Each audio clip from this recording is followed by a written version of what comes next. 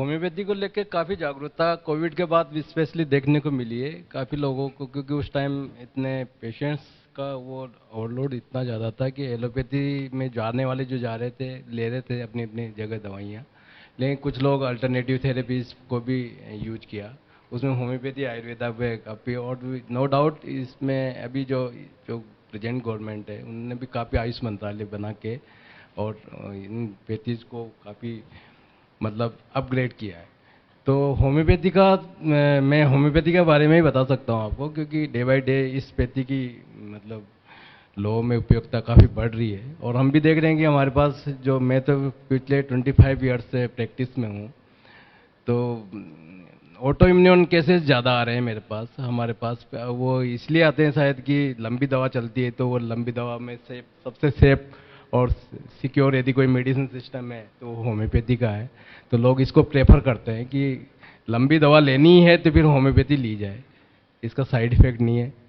तो काफ़ी अभी इसका प्रचार प्रसार बढ़ रहा है लोगों में।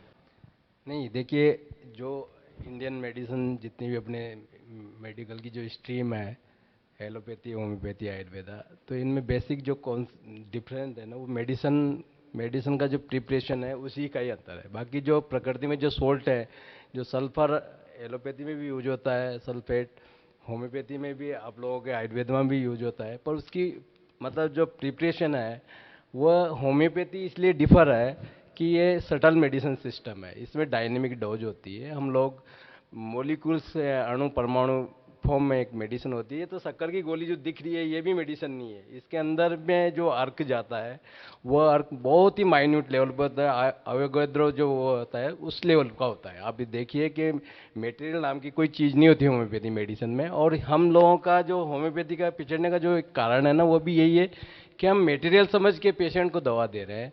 कि जैसे मतलब एमजी के रूप में जो हम लोग बाइस्ड हो गए मतलब एलोपैथी मेडिसिन सिस्टम से। इसीलिए आपने देखा होगा कि होम्योपैथी में किसी चीज़ का स्पेशलिस्ट नहीं होता, क्योंकि एक डायनेमिक डोज जाती है डायनेमिक बॉडी के अंदर, जो वाइटल फोर्स जिसको वाइटल एनर्जी बोलते हैं, जो एनर्जी की कोई फॉर्म नहीं है, उसका कोई रूप नहीं होता।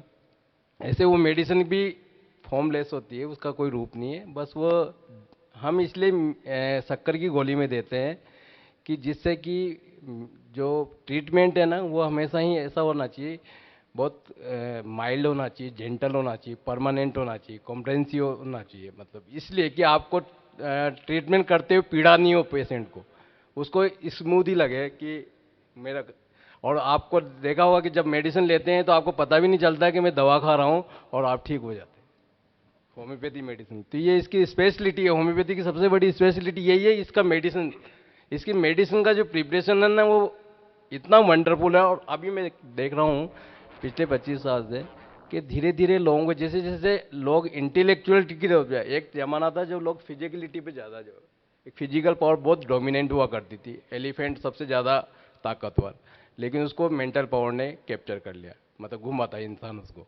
नहीं तो अब जैसे जैसे इंटेलेक्ट बढ़ेगा ना, वैसे वैसे सटल मतलब जो मेडिसिन सिस्टम की डिमांड बॉडी समाज में ज़्यादा चलेगी, क्योंकि लोग इसीलिए जल्दी जल्दी ठीक हो रहे हैं लोग होम्योपैथी से। आप देखें डिप्रेशन इन सब बीमारियों का होम्योपैथी में बहुत अच्छा इलाज है, क्योंकि सटल लेवल पे जो बीमारियां आ रही है अभी, कई बार बहुत सारे केसेस आप देखेंगे, सारे इन्वेस्टिगेशन होने के बाद उनका डिजीज पकड़ में नहीं आता। आप देखेंगे बहुत सारे लोग 80% केसेस ऐसे मिलेंगे जो पूरा थोरोली इन्वेस्टिगेशन और वो बीमार हैं और उनके डायग्नोस नहीं हो रहा। ये क्या है, ये सटल लेवल पे डिजीज है, उसको फाइंड आउट नहीं कर रहा। जो इंस्ट्रूमेंट है वो फिजिकलिटी को डिटेक्ट करता है, कोई एनोमली बन जाती है, कोई फिजिकल एनोमली, उसको डिटेक्ट करेगा। लेकिन मेंटल साइकिक लेवल पे और साइकिक सोमेटिक डिजीज बहुत ज़्यादा है, तो उन डिजीजेज में होम्योपैथी, क्योंकि ये सटल मेडिसिन सिस्टम है, तो सटल लेवल पे ज़्यादा पेनिट्रेट करता है, जो जिस जाति का होता है ना।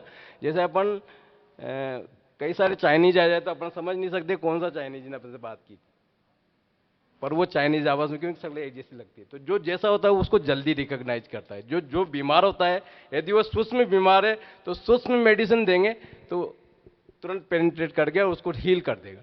इसलिए होम्योपैथी जल्दी ज़्यादा कारगर साबित हो रही है। आप देख रहे हैं कि होम्योपैथी की तरफ बहुत लोग आ रहे हैं, डॉक्टर नागर, आप काम कर रहे हैं गेहूं की जो एलर्जी होती है बच्चों में, उस पर आपसे बात करना चाहेंगे।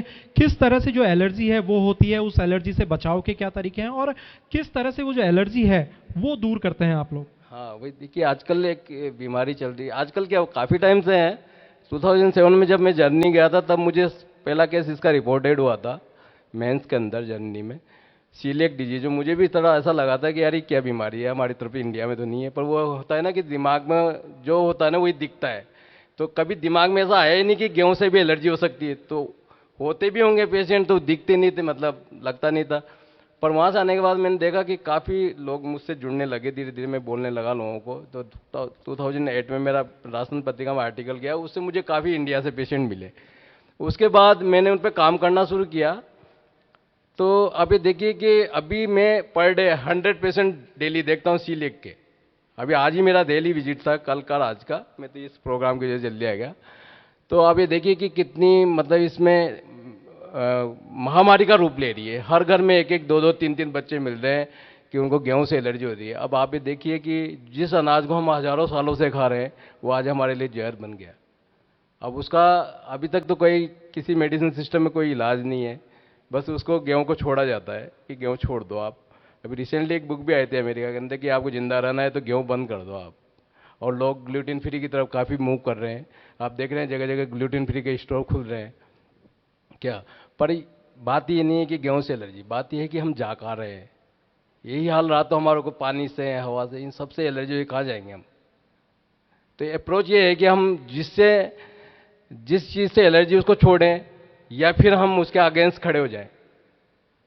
दो दो रास्ते हैं। तो अभी तक तो ये है कि हमने गेहूं छोड़ दिया, कल पानी से होगी तो फिर उसका तो कोई ऑप्शन भी नहीं है, कोई अल्टरनेट भी नहीं है। मतलब जो लड़ाई है वो हमें लड़नी है और हाँ, उस लड़ाई में जीतना तो भी है। बात है, मैं ये मैसेज करने करूंगा आप लोगों को कि हम कहाँ जा रहे हैं, हमारा इम्यून सिस्टम कितना वीक हो गया। जिन चीज़ों को हम सदा से खा रहे हैं वो आज हमारे लिए जहर हो गए।